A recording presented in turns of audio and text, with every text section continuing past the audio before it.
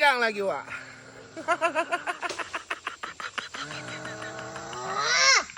Sampai berhambus wak monyet tu wak. Kena teriak homban kan tadi wak.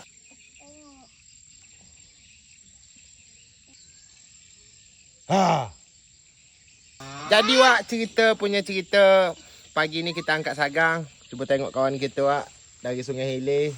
Oh, anak aku pun berdua ikut ni wak. Gila wak, terkering wak sagang. Cubalah tengok. 9 pun terkering ni wak. Tapi halus wak, tak apalah. Lepas ke kepunan kawan awak tu kan.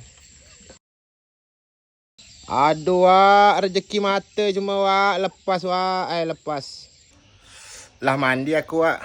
Perut lah mulai lapar wak. Masang sagang tak kena. Kita hari ni nak bakar ayam wak. Ini ayam wak, ini lada. Ini ada kunyit, halia, lengkuas, rempah ayam, bawang merah, bawang putih, daun limau, daun salam. Buah kemiri, buah pahala tak ada wak. Apa yang ada je kita embat wak. Jadi wak, bumbu-bumbu ni nak kita haluskan dulu. Hembankan minyak. Hembankan lada. Hembankan mecin. Hembankan garam. Hembankan daun limau, daun salam. Kacau-kacau wak kan. Hembankan ayam. Hembankan tutup. Jadi wak, kita mesti kena tunggu sampai ayamnya betul-betul masak dan sampai keluar minyak wak. Barulah kita embankan ayam.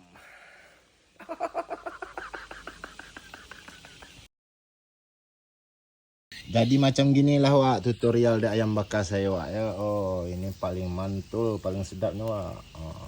Dan di sini kita tengok ayam bakar kita sudah masak. Gila. Menyala wak ai.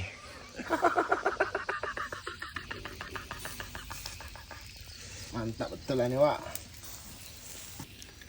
Hombankan ayam bakar lagi wak. Bismillah.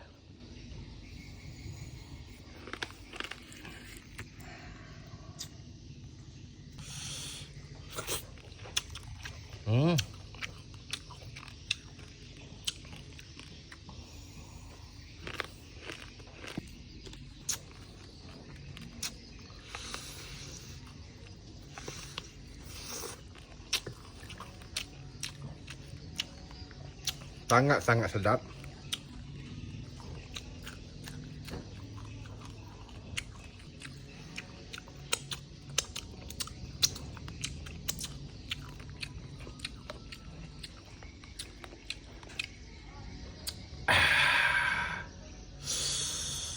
Gila wak.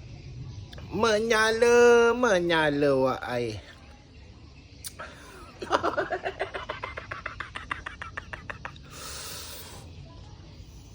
Gila.